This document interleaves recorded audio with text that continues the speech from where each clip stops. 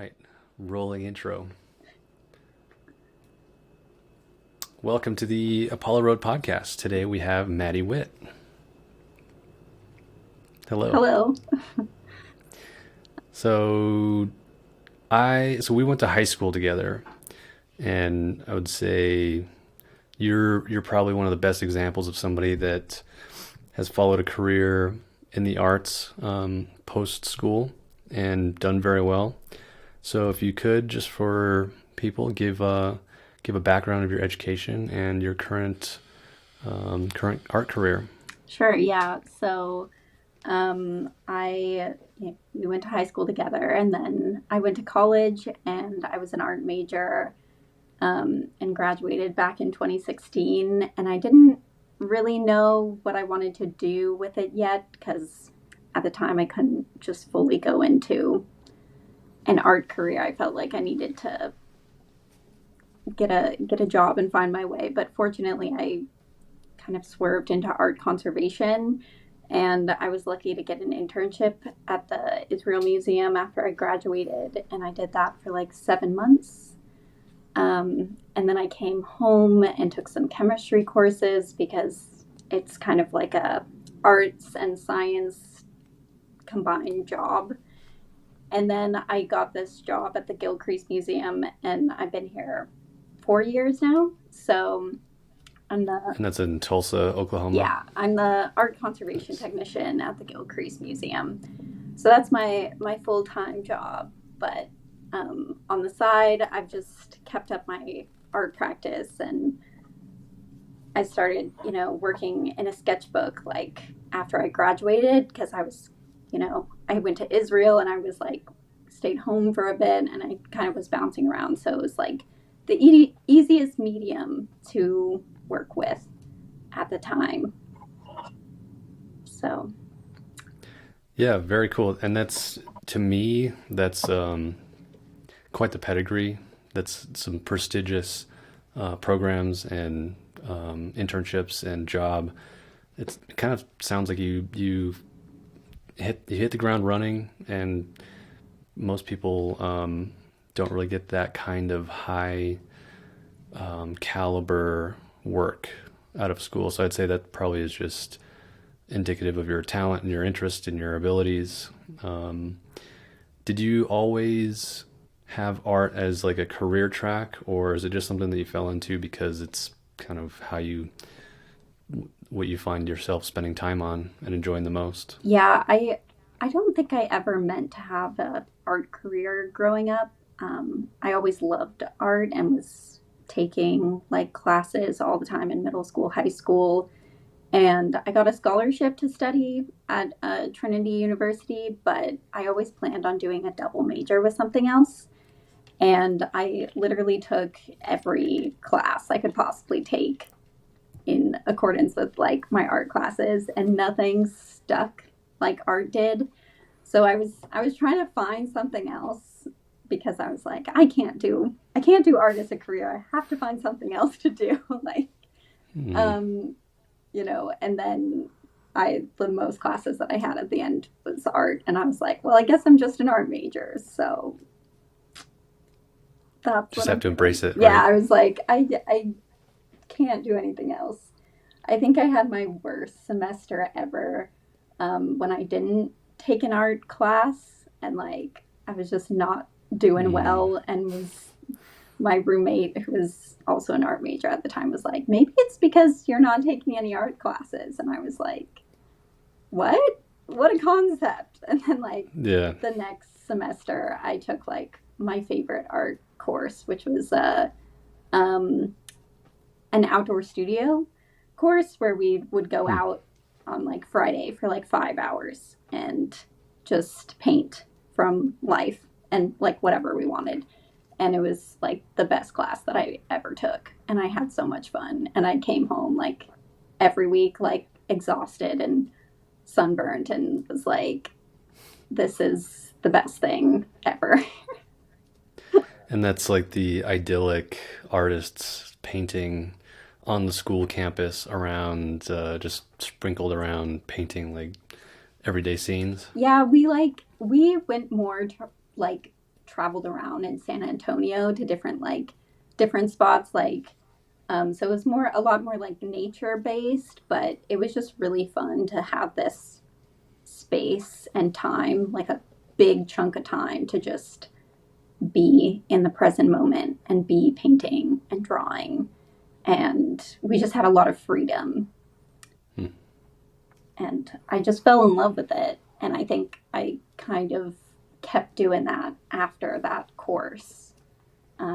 It's just like wherever I went, like when I studied abroad later that the next year, I brought my sketchbook with me and like that's what I would do. So Yeah, so the abroad program, can you talk a little bit about that? Because 7 months, I'm sure when you're there, 7 months goes by so fast, but it sounds like a good length of time where you could really kind of bed in and develop some skills. yeah. Well, ironically, I studied abroad like previously at the Glasgow School of Art. So, like before I graduated, I spent 6 months in Glasgow, and that was a really life changing kind of like experience for my art because I had all of this free time now to like make art, and I felt like I couldn't do anything. So, but then like the end of the semester happened and we were like kicked out of our studio and I had like a month left and we had like nothing to do. So that's kind of when I started like taking my sketchbook out and just wandering around the city and like going to coffee shops and just drawing everything because I wanted to remember the experience and what it was like and in not taking photographs, just like being there and being present. Um, And so a lot of my motivation for going to Israel after I graduated was to kind of do the same thing, to like go and I worked, but I was like out there sketching and doing all this stuff. So, Hmm. That's it's so for people that aren't familiar with your sketching work, if you follow Maddie on Instagram, you do a lot of you kind of show the scene, and then you do a base sketch with a pen, and then you go through with watercolor. yeah. It's it's a very cool, literally like a photographer. You have a lens, and I'm just trying to think of how cool it must be to travel abroad and have the same lens like a photographer. You take the same lens, but through your work you can see how the landscapes change or how they remain the same. And how has that how have you developed that technique? Do you look at it like a photographer, or do you look at it more like you just want to take certain elements from the environment and make that the focus? Yeah, like when I first started, I wanted to get a lot better at drawing people. So I would sketch people and I was sketching in pencil, but then I felt really, really perfectionistic about it and would like be starting and stopping and erasing and it was just and then I'd want to go back over it in pen.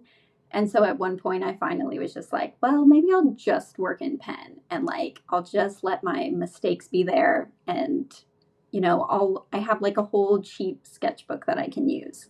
And so it's like kind of getting rid of that perfectionistic thing I feel like inside of a lot of artists. And then I started adding watercolor later on because I just love color. And yeah, a lot of people hate on watercolor. They they really do. But to me, it's so much fun because it's just such a challenge. And I guess now that you mention it, it falls along the same line of working in pen. There's not a lot of room for error with watercolor as well. Like once you put it down, it's not like acrylic and you can like go over top with a different color. So you have to start really light and go darker. And but I think that's like the fun of it is trying to get a piece done in as little like steps as possible as quickly and accurately. I think that was kind of my Hmm. goal at first. especially, Hmm. like painting and drawing from life. It's like with people, they sit down and you really learn people's habits this way of like, how long is this person going to be there before they like get up and leave? You really get to read people's body language a lot, um, which is Hmm. kind of creepy. I've been told that by some people sometimes, but um, At a coffee shop, do you ever get do they whip their head over and look at you and not so obviously. Like, I have been like caught a few times, but like everyone's been always really nice about it, or just like, and a lot of times it's not always the people that like I'm drawing. It'll be, people who are next to me who can like tell that I'm Hmm. drawing. Or Yeah. like in Israel, I got caught once, which was really kind of fun actually, because I was drawing this woman and her friend, and like they like, I had no idea they knew I was drawing them, and they left. And then like one of them came back in and was like, "Can I see the sketch you were doing of us?" Nice. And I was like, "Yeah." And then she's like, "Can I like buy that from you? Like Wow. I really want to give this as a gift to my friend." And I was like, "Okay." Like at first I was like, or she kind of wanted it, and then we like communicated later about it, and she was like, "No, I want to buy it." So she did, and that Well, that's was cool. really cool. Um, Yeah. Okay, so that kind of brings us to the point where I guess we should probably delineate. So you have a private body of work that you do kind of more or less for fun, for income. It's not your full time thing.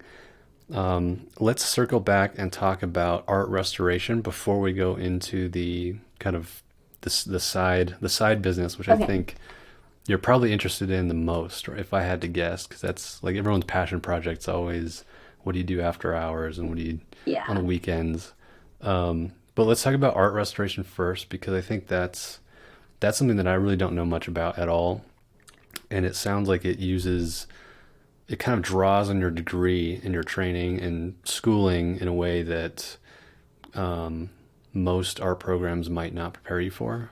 yeah. So um, art conservation is just a very very niche like field, because it requires like chemistry. So I only found out about this like my senior year. So after I graduated, then I took Gen Chem and like organic chemistry, because Hmm. that's what you need if you're going to apply to grad school for it. And actually, my boss, Joanna, she's a paper conservator, and Hmm. she talked about going to like med school and that not working out. So then she became a paper conservator. Um, Wow.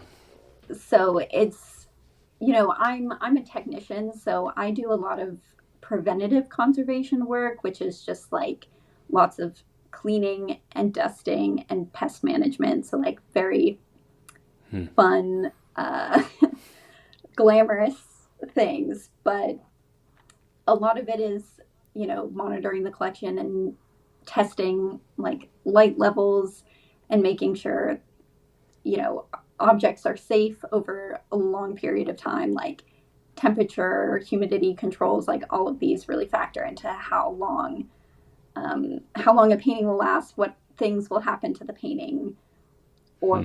or sculpture object. Like there's all these different kinds of fields within conservation as well. You like specialize in like paper paintings, textiles, objects. um, and there's even architecture now. There's so many different specific niches to go into, and there's so much information to learn about Hmm. each of them. It's very very mind boggling actually. um, I can imagine it, especially for the layperson that you go to a museum, there's art on the wall, there's art in a case, cool, there it is, but really like this is the human struggle of permanence and yes, creative works that ideally you'd want it to last as long as you can, but you know, the laws of physics, I mean, just everything's there's so much entropy in the world, and that kind of you don't really notice that when you're in the museum, but that painting has to be cared for not just from physical damage, but like you said, light. I mean, UV light. I'm sure that's the most obvious degrading factor, and it's something I never really considered. It's like, yeah, this stuff doesn't just take care of itself and last forever. Yeah, that's why, generally museums are dark, uh, if you, and like Mm. low light level. And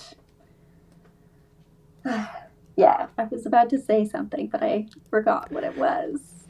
Wait, it'll come Sorry. back Well, to me. yeah, Um, we'll circle back. Talk about the um, I guess like the vast and seeing that's interesting, like the organic chemistry and just how much scientific prowess you have to have in order to realize like, oh yeah, there's a bunch of variables. I have a natural product, whether it's paper or something, that has very definite organic properties that need to be considered. How hard was it to basically get a science degree and have to really apply that until it sounds like every day there's a different facet of conservation? yeah. So, like, for me, I feel like I would really need to go to grad school in order to really delve into that. A lot of information I get from my boss, who's incredibly smart.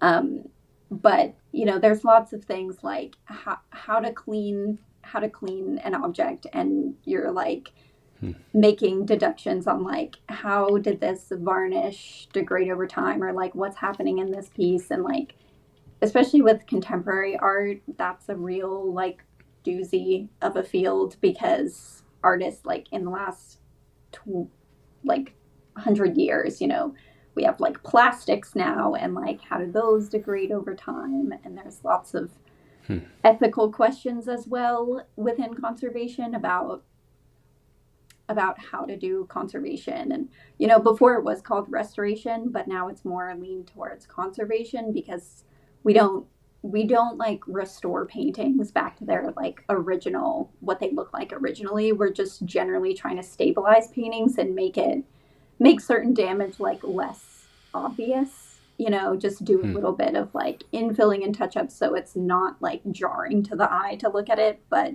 we don't want to like we want everything is reversible that we do. Hmm. Okay. And a lot of work that we've done is reversing bad conservation work that was done previously. Hmm. Like a lot of what we do is that. So Fixing somebody else's fuck ups yeah, and whatnot. yeah. It's like we've learned more and more in the field, and they've like pushed it more like, it was more of a craft, kind of, and they pushed it more towards science of like how do we sustain this material, and what is this material made of, and Hmm. those things weren't as considered, like, but even people were doing sort of restoration stuff like hundreds of years ago, not just 50 years ago, but even 50 years ago, we've changed how we do things. So the point Sure. is to now like make things reversible because well, we assume we'll also know more in the future. So we don't want anything to be Hmm. permanent of like, we don't know. Later on, we'll discover something else that this affects the painting terribly. And we don't want to do that. Wow, that's fascinating. It's almost like you're future proofing the repair work because there's going to be better materials and there's going to be more advanced materials and yeah, that kind of reminds me of my friend Evan, who I've had on the podcast. He's a luthier, and he said that a lot of like the violin and bass repair work that they get is just a botch job that they have to do the right way. And with wood, it's not the end of the world, but it depends how old it is. Like past a certain point, like you said, there really isn't much. You're really just kind of extending the life as much as you can, but at a certain point, like there's Right. really nothing you can do. Yeah. Like, especially with works on paper, with light damage, it's like, my boss was talking about using I think it's called MF T. It's like this test you can do to see how long like a piece of paper or um, something will, or like a fabric will last before the color starts to fade, to like noticeably Hmm. fade. So you can Hmm. see like what the hours you can display are before things start to fade. And it's like, Oh. do we want to see, you know, the whole point is to see these things, but at some point they will they will fade. Wow. So it's like a finite. There's only a finite amount of time that you can look at the Mona Lisa before it has to be like encased in something ultra protective for the final legs of its life, I guess. Yeah, and I think they've talked about certain paintings being having had previous restoration work like several times over the years that we don't even know if that's like the original painting, if there's any original paint on that painting anymore. Interesting. It's like the ship of Theseus, where they've replaced or repaired a little bit here and there over the years, and suddenly it's is it the same thing? It's like Yeah. goes back to that philosophical debate. Yeah, and there's also a very interesting talk in the community too, because I work at the Gilcrease and we have a lot of like Native American art, and Hmm. a lot of that art um, is meant to be like is meant to serve a purpose, and then like not meant to be in a museum that's like kept alive, like like the like crest poles is meant to like Hmm. degrade outside over time, and Hmm. that's what's supposed to happen. And so there's lots of Hmm. like ethical you know things we talk about at like conferences and things on how do we like are we conserving things that aren't supposed to be conserved from communities that like it's like museums can be very Eurocentric and our ideas of how we handle things, and now we're handling other people's cultures that how do they Right. want these things to be handled. And like And that's like the my running joke about the British Museum, right? Where it's yes just a collection of everything the British stole from the rest of the world. yeah, and And yeah, that. it's very much a thing, but there is like my friend she is like the NAGPRA coordinator at the museum. So um NAGPRA's like it's like the Native American like repatriation act. I'd have to like Google the Hmm. whole anagram Yeah, for you, but sure. um I'll put it in the transcript. yeah, we work with the with tribes, and they can come and like see the objects, and we give a lot of sensitive objects back to tribes. Hmm. So we do try and work collaboratively, because it's we have to right some wrongs from like history, and it's very very complex. And I'd like to say we're perfect, but we're not. Like Yeah, and that's kind of fascinating that there is this whole moral component to art that my exposure with the art world has always been art fairs around the country with contemporary artists that are the moral and ethical implications. That's not really it's not really a thing on the street, but when you're yeah, dealing with like museum quality art, it's definitely a question that I don't have much exposure to, and it is kind of interesting the implications as to the purpose of art, especially non-contemporary works. And in my head, I mean, I'm just trying to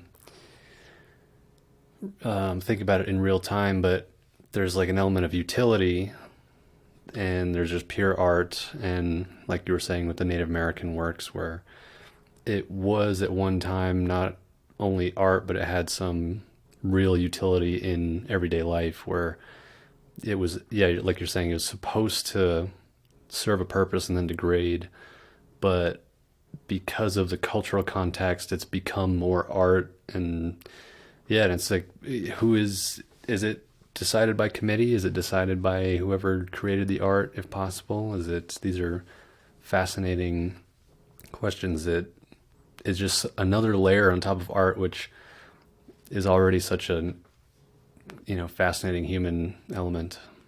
Yeah, there's lots of like nuance and debate over these topics, and we're in the middle of renovating our museum, and a lot of the talk, and I think the curators are working on, is just how to present our collection better with um, more collaboration from Native Americans, and um, how do we talk about like bad history, like Hmm. Tulsa also is just recently had our 100th year anniversary of the Tulsa race massacre, and Hmm.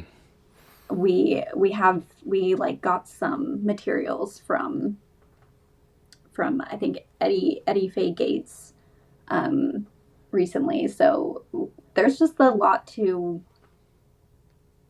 atone for, and then who writes history and who is saying what about these objects, and it's like, is it the people who own these objects at one point, or is it the people who took from these people 100 years ago? It's Hmm. yeah. Yeah, no, that's yeah, and I suppose that's sort of like the statue question. I don't know why in like the last 10 years, like the whole statue thing, where should we take statues down that were, you know, that are quote unquote bad, or is it better to leave them up but then provide better descriptions of like why, how it came to be? Personally, I'm more in the latter camp of like leave it up, but maybe change the narrative, or at least provide an open narrative instead of something that is definitive. Yeah, that's actually a very interesting debate, because I was taking a like landscape art history class at UNM by this woman, and now I forget her name, but and that was going on in the middle of all of this, and it was very interesting also with conservators, and a lot of debate of like, we have to save these, and Mm, I'm of the camp of not saving them, actually, because in like Nazi Germany, they had monuments, and all of those monuments were taken down. Um, and I think it's just, I think we could, if we took them down and put them in a museum, but not like in a public not in public, park right?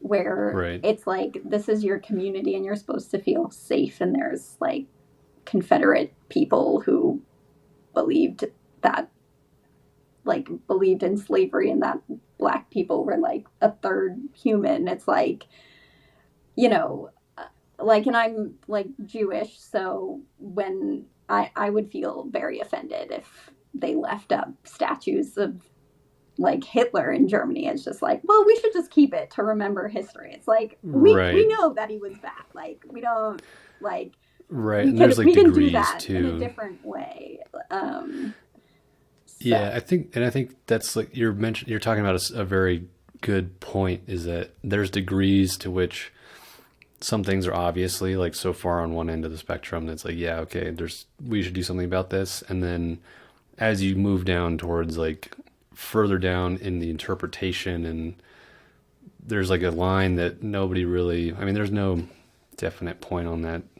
Where's the cutoff between something that, you know, is questionable or not, or clearly bad? It's, I guess those are like that's always the muddy waters that are constantly being navigated by cultures all over the world. And oddly enough, like,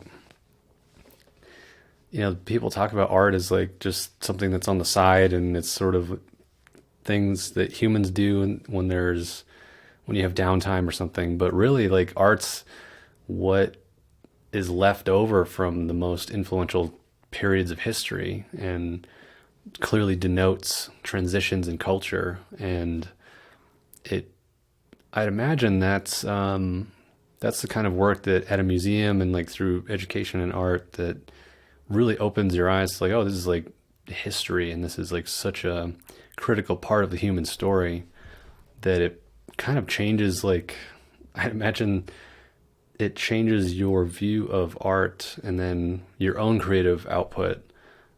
So I think we should transition back to the personal work that you do. So how does having said all of that influence like what you do day to day? Well, now that's like a really big question because, um, And maybe it doesn't come up day to day. Maybe it's you're more just like you said, muscle memory. It's just the habit of doing it and the enjoyment of it. yeah, I mean, now like talking about that in context of like history, and it's like how do you want to be remembered in history is like a big whole other question, but it's like, yeah, what are artists making today, and how will that reflect what we were going through at this current time, and what art is going to stand the test of time, like in the future, and who writes those stories is very interesting to think about. My art feels very small compared to that, but And yeah, and that's a question I struggle with too. It's like I can make some furniture, but furniture is so common, and even now handmade furniture is really common. So it's like, what are you really doing? Um, it doesn't. It the person that gets it might enjoy it, but are you helping society as a whole? I don't know. yeah, yeah. Although, as you say that, I feel like I think of like Norman Rockwell and like his kind of work that um, has people really love and like have been attached to. And to me, it's he did a lot of illustration work for like magazines and things like that. Um, and I don't know, it really is sometimes the simple things that do stand the test of time. So um, Hmm. of like what's going on in daily life, like what furniture were people interested in. Like, I mean, there is like a whole like I think at the Israel Museum they had a whole like furniture section like at the museum, which was really cool. Mm. Like over time, like the time periods and different styles. So Yeah. Do you view yourself as an artist or like first and foremost, or how do you classify your work? Because I don't necessarily classify myself as an artist because furniture to me seems more of like a craft. I mean, it is technically a craft, but it's always a fine line how people define their own works. yeah, that debate's like so interesting to me because I do consider myself an artist. Um, and a lot of work that I do, like I do commissions and house commissions, and it's like I consider that like a little bit more illustrative, you know, for a reason. But I also, I mean, I still consider it art. Um, but the line between like craft and being an artist is like, what does that mean? And a lot of times, like throughout history, people have degraded craft as a less than art form, and especially because that people who were doing that were historically women, like doing like weaving, embroidery, like very useful things was seen as like not highbrow. So Right. I always like the whole craft thing. I like you know, it's like people think that art has to have the utmost deepest meaning, and it's not always the case with that. And a lot of times I find, and I feel like most artists find that even if you're making abstract art or something, like sometimes you're just doing and then the meaning comes later. Mm. So does that make me less of an artist because you're really being in the moment producing your craft, and then, you know, maybe like weeks later, months later, years later, you're like, oh, I realized why I was so interested in this subject. Like at the time, I wasn't even consciously aware of like why I was so Hmm. drawn to doing this thing, or like why I had to do this thing over and over. Do you have any recent examples of that in your own work, or Yeah, at I least mean, noticing trends? yeah, I mean, like my whole like sketchbook work that I was doing, at the time, I was like, I don't know why I'm so interested in like doing this and like sketching people and just like kind of being like obsessive about it. And I feel like later it's like changed the meaning of it as time has gone on. Like at first I realized it was kind of like a meditation practice of like, okay, I just want to sit here and like draw what's in front of me for like 10 minutes and that's all I have to think about. Like um and it was like extremely relaxing and therapeutic for me at a time that felt kind of stressful. And then, like, realizing later that I felt like kind of lonely at the time and was like going to these coffee shops and wandering these cities and like foreign countries where I didn't feel like as connected to the community there and was like trying Hmm. to, in some way, like feel more of a sense of belonging to a place. So, but it's Hmm. just like, at the time I was like, I'm doing this thing. But, years later, it's like, oh, okay, that makes a little more sense. Like why I was doing that. And then, Right. It's almost like the muse that kind of leads you out and kind of guides you, and maybe it was just you yourself finding I guess finding your own path and finding some catharsis and then creating new opportunities, right? yeah, like So art it,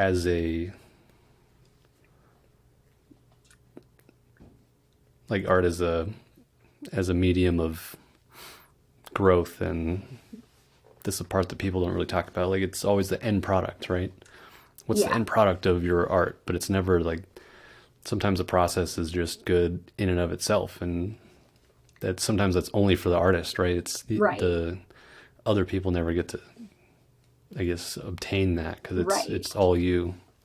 Yeah. And I'm so interested in process. And they talked a lot about that when I was in Glasgow. And at the time I was like, I don't know what this means. Like, what does that mean?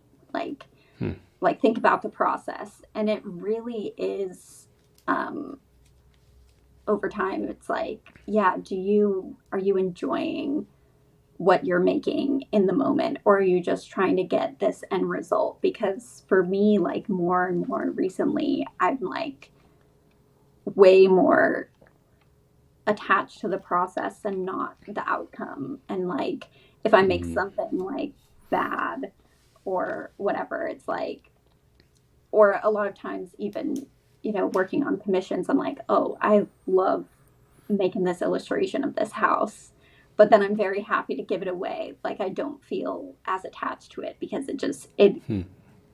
gave me what it needed to give me, and then I can like let it go. And I think that's just also like more confidence in myself and my own Hmm. abilities of like, when you can make something, it's not like you have to be so attached. I think when you're first making things and you're like, wow, this is really good, like I want to hold on to it, I feel a little bit more like I can make that again, so I can let it go. Like I'm more trust, like Interesting. I can do that again. Like That's it's very good insight.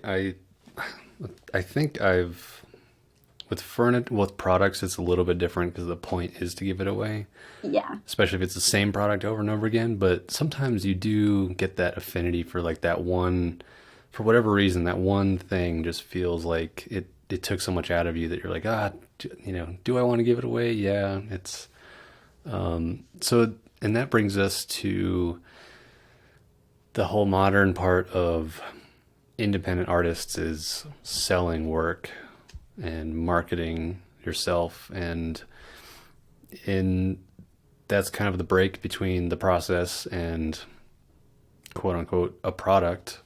Yeah. How do you view that whole process and in the context of really trying to make this a career, and do you want to make a living off of this full time, or is it do you like the less pressure of having it be on more of like a personal endeavor?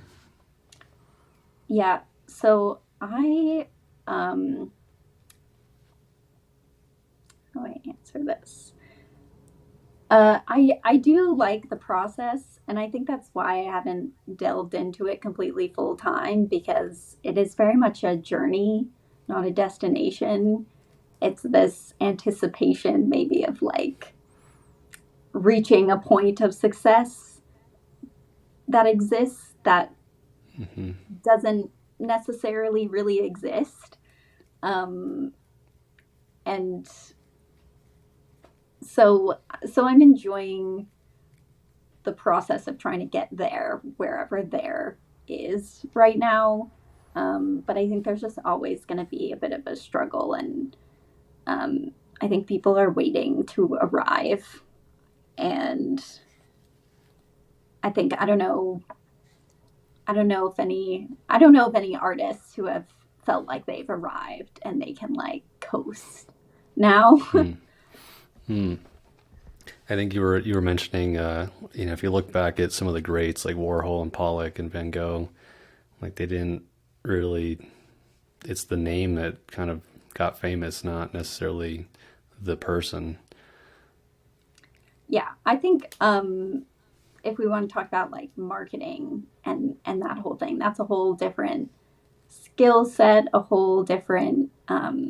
I mean, talking about process again, I mean, I can tie that into uh, how I've marketed myself more is talking more about process and showing more process, and I think people are engaged a lot more with not just seeing this final result but seeing, because I make videos of me making the art. And that's like, I personally find it really therapeutic because it reminds me of what I was doing when I was making. So I really like seeing it and like rewatching it for myself, even.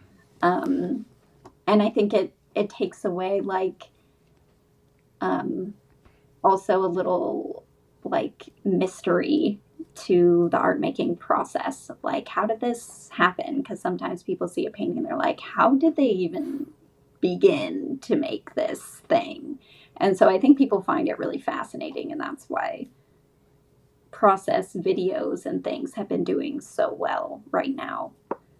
Hmm. um, Yeah, something about it is like pleasing to the brain, right? Like your brain kind of, there's a weird itch that it scratches.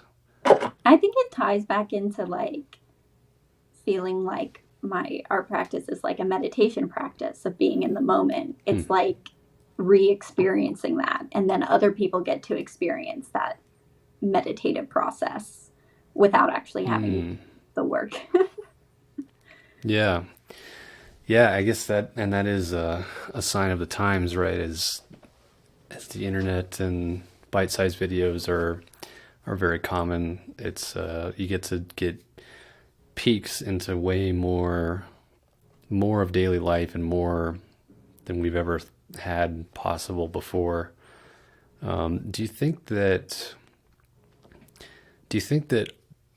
creating art now in the modern era, and I'm talking maybe in the current time and maybe the last 20, 50 years versus a couple hundred years ago, a couple thousand years ago, is it like a completely different thing because I guess more people have quote unquote access to expression, that it's not just, you're not just chiseling marble and painting portraits of, a king or whoever. Like it's so varied now. Do you think it gives it more value, or is it also creating a lot of like lower surface level like things that maybe aren't quite as valuable?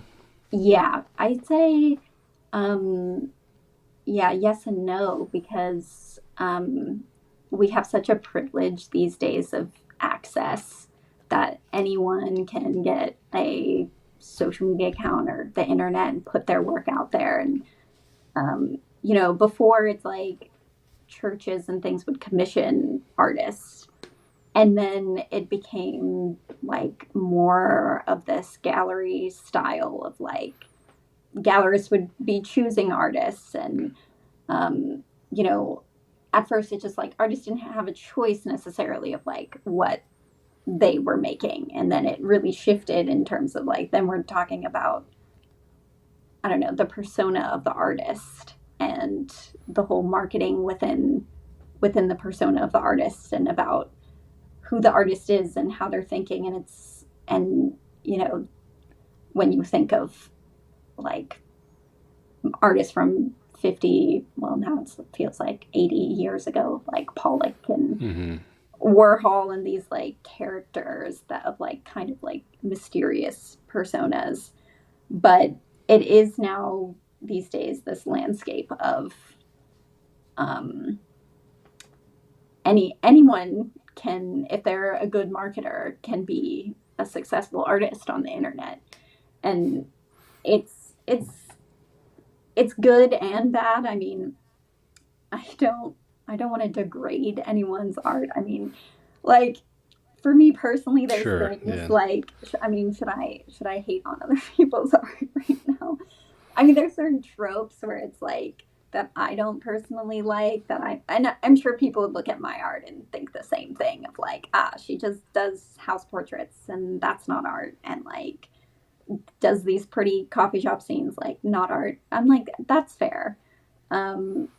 I see like lots of repeated genres of uh like seascapes or like character drawings and things like that where it's just like so Hmm. saturated sometimes where I'm like, okay, this is like just the same thing over and over and over. And like it's what sells like on the internet of like, but Yeah, that's interesting.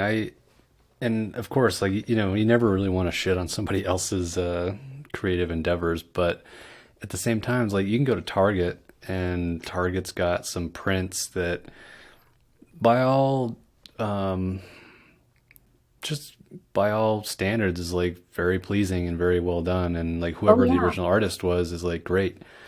And yeah, it's a print at Target, but yeah, it's just that phenomenon of like it's almost like a commodity now. And I yeah. don't know if, Sometimes like you're art can saying, get in like trends as well.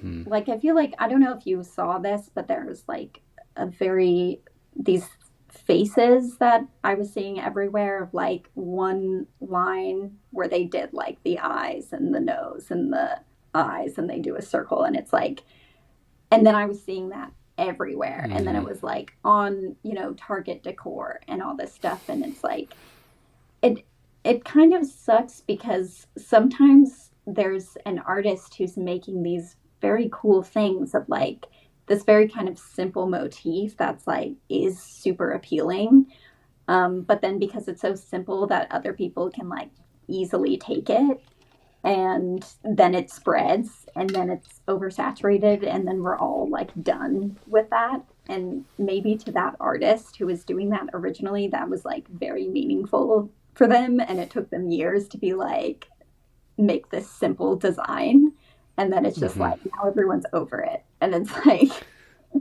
Yeah, it's interesting that word motif. It's almost like motifs and memes. I mean, like the people talk about the collective consciousness and how a meme just is an idea that just bounces around through like the whole world all at once. And yeah, it's like these simpler motifs that just kind of spread and then die out, but and yet influence like everything. It to me it just makes it seem like the responsibility of artists these days is to dive even deeper as far as you can go into the technique and the craft of whatever the medium is, and that really is like the responsibility of artists that want to push the boundaries now because everything else is just such low hanging fruit. Yeah, I think talking about art is so difficult, especially like very contemporary art, like installation art. Some things I don't understand, and I think it's there's a separation in the art world, like a very modern art that's like we're like selling art for like millions of dollars of some banana duct taped to the wall, and it's like And and that's a perfect example. That was like the breaking point, I think, for me, where all of a sudden everybody under the sun is talking about how, oh, art is just, it's not real because if the banana duct taped to the wall is art, then what's the Mona Lisa? Like who, it was an interesting like cultural shift almost. I'm not really sure if that's the right way to frame it, but how did you see I that?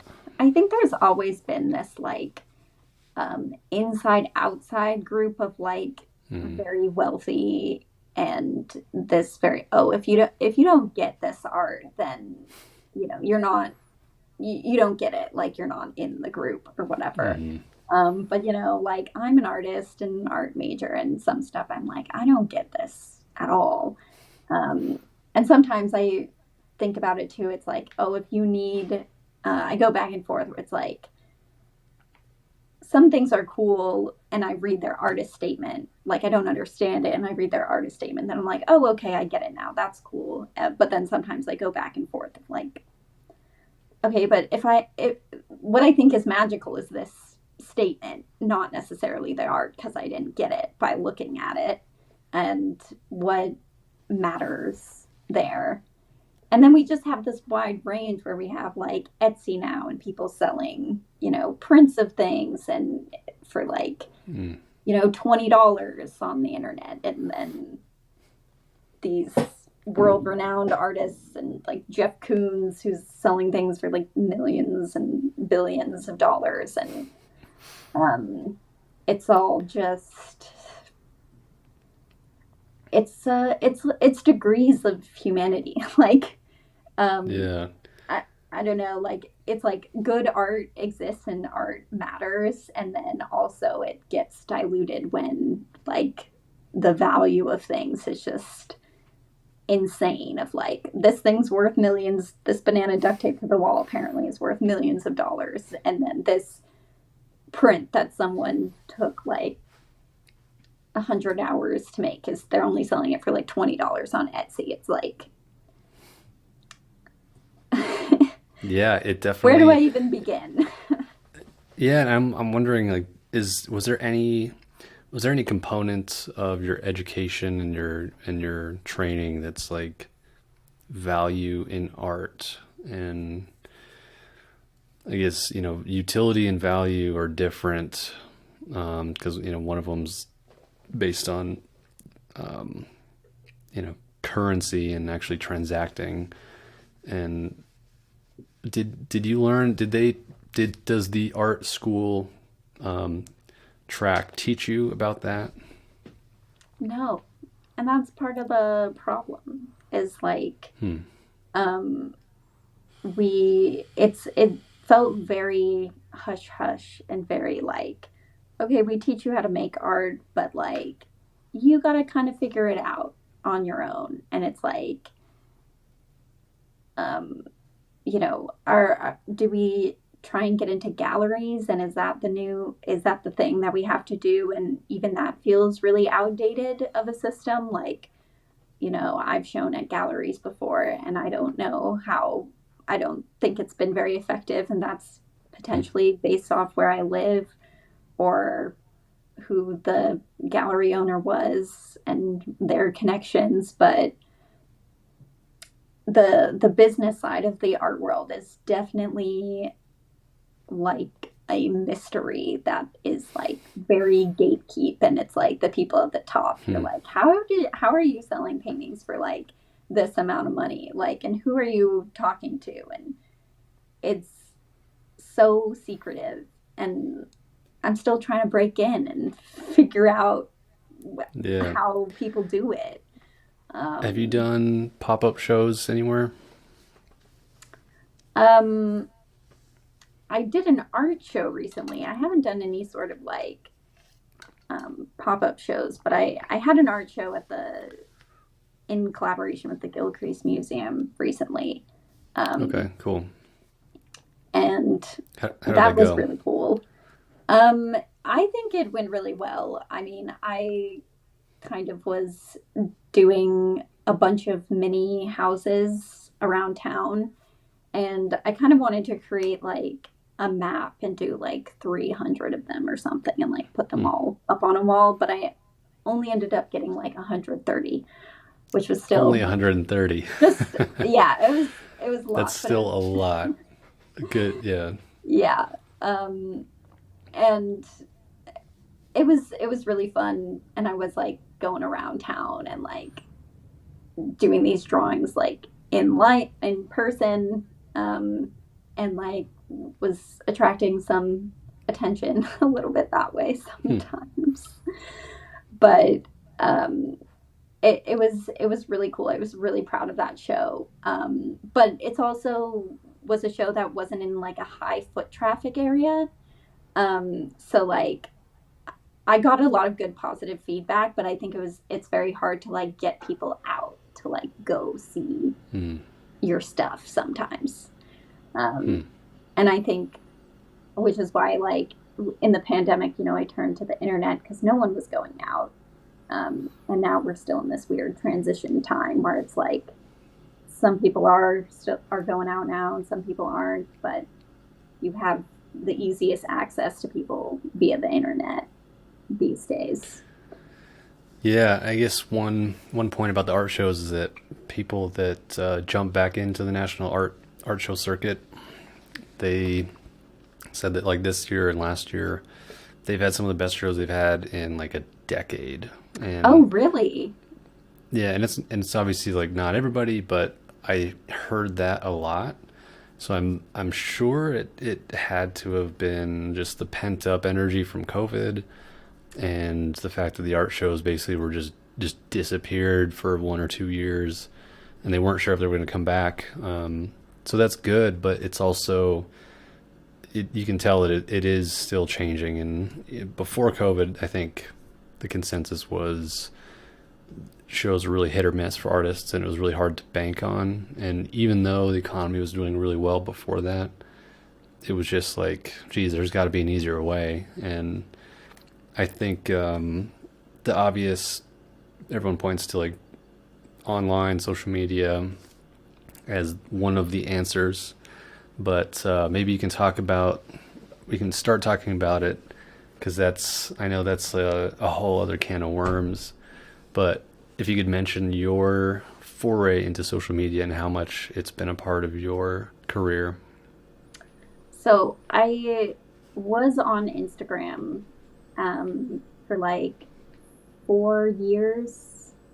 Um, and and like when the pandemic started, that's kind of when I really started getting into social media marketing because I had a little bit of time because I was furloughed. Um, and I was posting. I felt like fairly consistently on Instagram for like 4 years and had like just hit like 1,000 followers, and I was like elated. I was like, wow, killing it, Mm-hmm. you know? And then I was listening to this other podcast actually called Smart Art Business in like November, and she was talking about trends, and she was like, TikTok is going to be the new thing, and like video content is where it's at. And like, if you get in now, like, you will do well. And like, I kind of had that in the back of my mind, and I started one, and wasn't doing much with it, but when I got furloughed, that's when I really like delved into it, and like Mm. um and I started just obsessively, trying to figure out how TikTok worked and what was engaging content for the app. And in about like 3 or 4 months like of doing basically TikTok full time because I was furloughed, so I had the time to do this. Right. I gained Eight like hours a day. 10,000 followers. Yeah, I was like 8 hours a Wow. day, like nonstop. Um, and just my focus like on Instagram before was just not a I didn't I didn't think about it so hard of like Hmm. marketing and how to really market and how to really like sell myself. I was just like, I'll just like post photos of my art and like, you know, put some hashtags and like see how it goes. And Right. um, That's what that I do. seemed to work for some people. And the thing is like at first, like because I started it in 2016 and already that was too late for like organic reach. And Wild. people who were on Instagram, like right when it started, were getting a lot more organic reach. And people who just were making really good art were getting good attention. And they didn't Hmm. have to work so hard to like get that. And then over time, when the app becomes less organic and more now like Yeah. people are invested in it and now we like Yeah. it's pay to play, we don't grow people as much anymore. Yeah. I remember when Instagram did. I remember Instagram before they had ads, and I remember they announced ads, and I was like, man, now's the time to advertise on Instagram because a year later, like it's just not going to work anymore because everyone's going to hate it, and it's just going to. So like the fact that you put 4 years into it, probably right around that period where it was still good, and yet still it wasn't like a, it didn't change the trajectory in a huge way. Yeah, no, it was very yeah, I was like slowly gaining things. And then like I was really affiliated with like the urban sketchers community, and they Hmm. had like a big account, and sometimes they would like repost my art and that would get me a lot more followers, and that was like kind of my strategy Hmm. for going into that. But also it very much was, Instagram's a photography game, and I don't consider myself a great photographer. It's a skill. It's really a skill to like be able to photograph your art well and engaging ways, and it's also very like even a written format for a while. Like the captions, like people would Yeah. be really delving into that, and so I would just be like, here's a photo of my art, that's it. And so Yeah, I I really feel like Squarespace sold us on this idea that you can be your own sole proprietor and you can set up your own shop and it's going to be great. When in reality, what they're saying is, yeah, the website is not impossible to build anymore, but it means that you have to be a professional copywriter, professional photographer, or have the budget for those. And then, and even then, it takes all that to stand out. And it makes it, I don't know, at least in my experience, it makes it harder just because there's more access to things, but then it requires that you're operate at a higher level on all of them, or at least on average all of them. So like when you were doing this foray into Instagram and TikTok, did you already have a sales channel set up? Were you on Etsy yet? so I only started my Etsy in like, what was it, 2017. And you were my first sale. Okay. Yeah, I think I Fun remember. I fact. still have number one of 50 Number of one. the pine I have cone. I have so many of those prints. No. Sorry, but you are Yeah, the first. yeah, and I remember that was really cool because I was like, oh, cool, she's going for it. It's here's the Etsy shop. She's on her way, and yeah, and it's funny because that kind of makes you realize like, yeah, the people that put their effort out there and set up set up shop, so to speak, on the online. Um, I always just think that's really cool and it's really inspiring. So was that, yeah, now that I'm thinking back, that's 2017. That was a long time ago. Feels like a Yeah, long time ago. yeah. Um, how have things changed since then, or what have you done since then that is paving the way forward? Yeah, well, I only had like a few prints, and I was like, okay, if I just use some, you know, tags and things, people will find me, and that didn't really happen.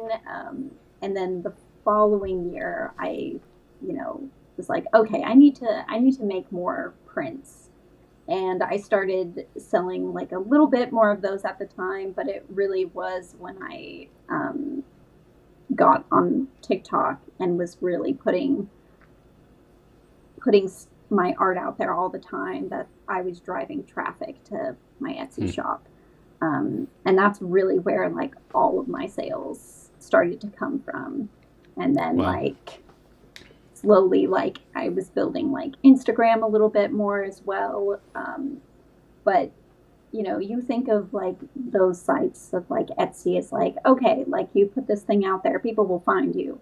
And you that's not really the case. I think some people invest a lot of time in doing trends on Etsy and like gaming the system and doing SEO to Mm. get to the top of the search. But I personally found that it's just way easier to do your own marketing and drive your own traffic. And was way more successful for me. But it was a lot of work. Um, Yeah. Yeah, no, that is like, hey, here's another full-time job. It's art, yeah, if you're really trying to be efficient at every aspect of it, of number one, the process, and then two, the marketing, and B and C and D and E. Like, it turns in, it's like, how can I do all this and still have energy left to put into the process? yeah. It uh, feels overwhelming for sure.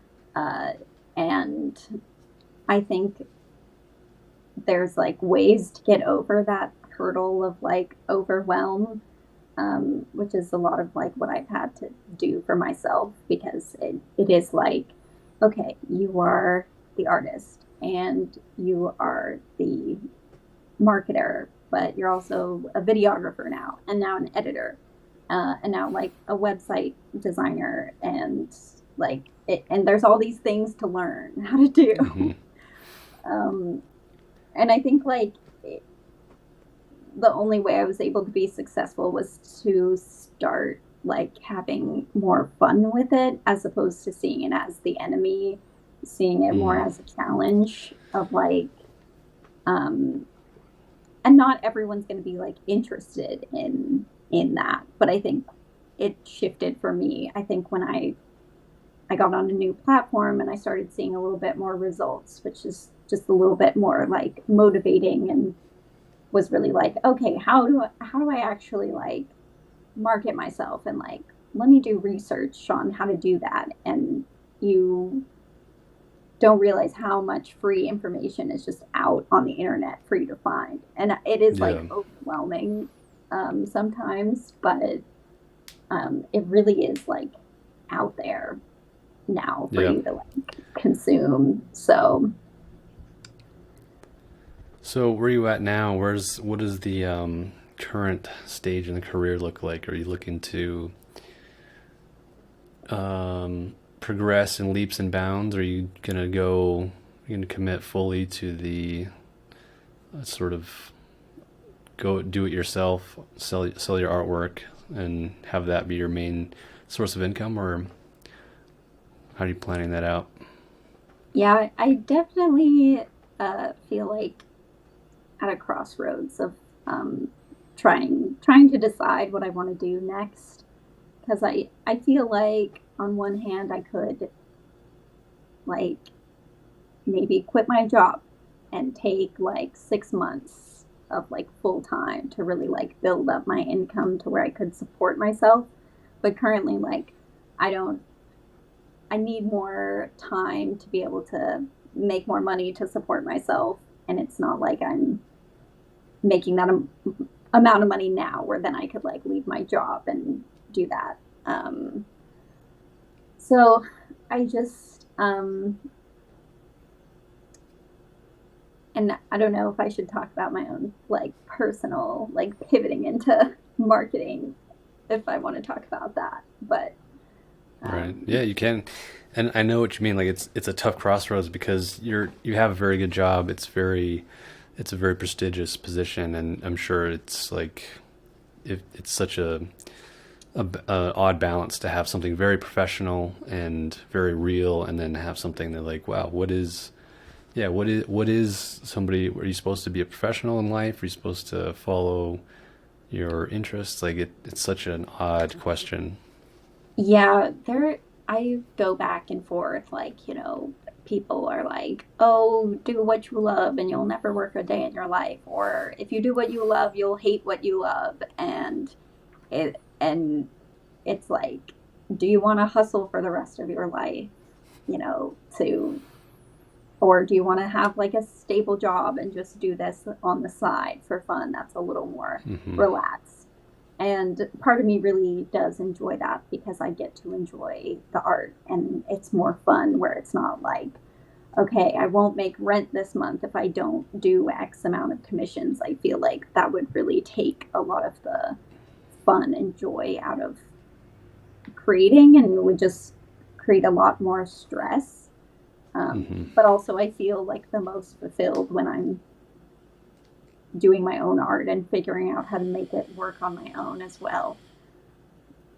So, but it's also very handy. Like as an artist, my job where I do work at a museum because I get a lot of benefits from working at a museum where I'm like a lot of people like in the art community that I know, like lots of techniques that I've learned. Like I know a lot of people, like some of the prep guys at the museum have helped me build things at certain points, and like scraps that we discard. Sometimes I take to use as like backing boards that are just like old cardboard stuff that we can't use for objects because they're acidic, Hmm. but I can throw in my packing.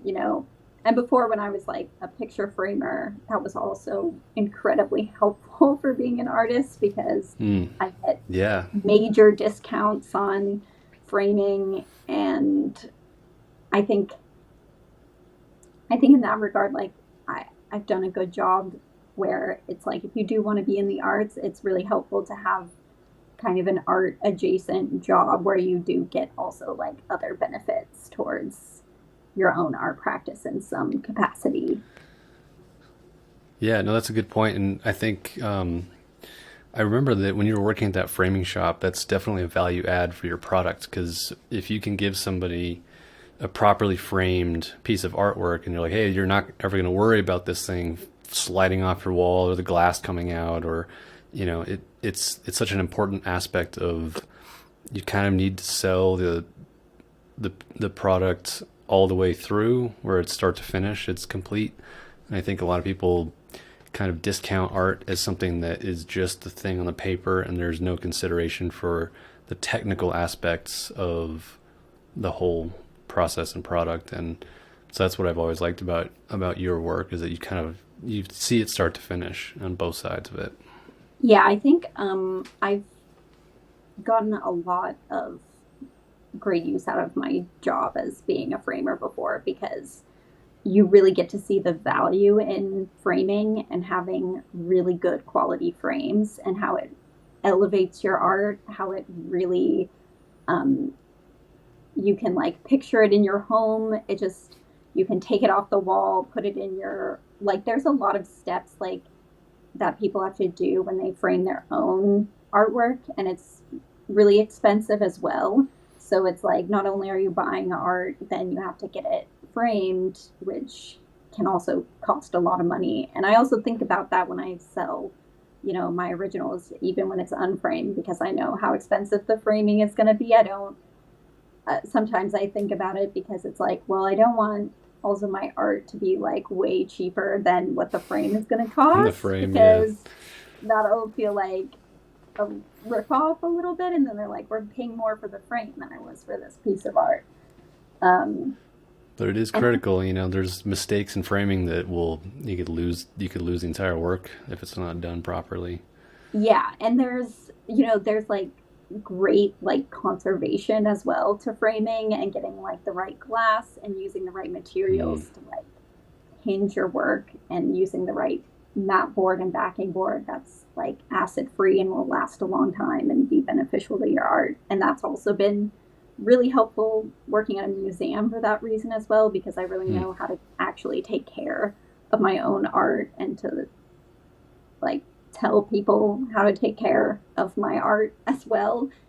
And I think a lot of times, like, I saw this in art school, and after, and we like joke about it at the museum, of like artists who do horrible things to their art, like who that's like in horrible condition or whatever. Like they're like, oh, Yeah. well, like I'll just paint. Like we have an artist who's like, I'll just paint on this like ceiling tile. Um, and that's like a work we have at the museum. And it's like, now what are we supposed to do with this? We have to conserve this. And it's like falling apart, like, because Yeah. it's just like you use the worst materials to like make this piece. So, Right. and it's just like, I feel like if you don't value your own art and your own materials and like your own presentation, like how do you expect other people to do that as well? Like I feel Mm. like you have to take yourself seriously, and you have to care about your work and care how it's displayed and care if it looks good, because like why should anyone else care? And I feel very strongly about it, where like when I see other artists and then just like want to do a show and just like put like pinholes like up on a wall like through their paper, of like, and I'm like, no, like come on, like this is good stuff, like we need to Yeah. have it in a proper frame. But I get it, because these things are really expensive, um and it's hard. Artists are they're doing their best, but I'm like, Agree.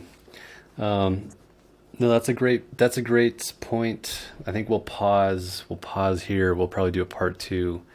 Um, but that's a good point to end on, is that you really, if you want to be an artist, you got to take it seriously from the very beginning. And just like any other occupation in life, like you can be a professional or you can cut corners. And you definitely, because I've seen kind of your whole career develop and start and flourish now over the last couple of years. You're definitely a professional, and you have the training and the education to back it up. And so I think everybody would be wise to go look at your works and check out your Instagram page. And we'll leave some links in the show description. And you have a website in the works? I'm working on it. So that'll It's be up soon. That'll be up soon. It's will be MWittArt, MWITT.com. I do have a website up now. It's not as nice, but um, and then all my handles online are at MWittArt. So Cool. Awesome. I'll put those in the notes, and then yeah, I think we'll do a part two, because there are a few things that we brushed on today, but we could definitely delve more into that relate more to the modern struggle and the use of technology in your own marketing practice. And I struggle with it, so I'm looking forward to it, because I can probably learn a few things from you. yes, I'm excited to talk about it. Cool. Thank you, Maddie. Thank you for part one on the Apollo Road podcast. Anything else before we pause here that you want to mention? I think I'm good. Cool. All right. Thanks for listening, everybody. Peace.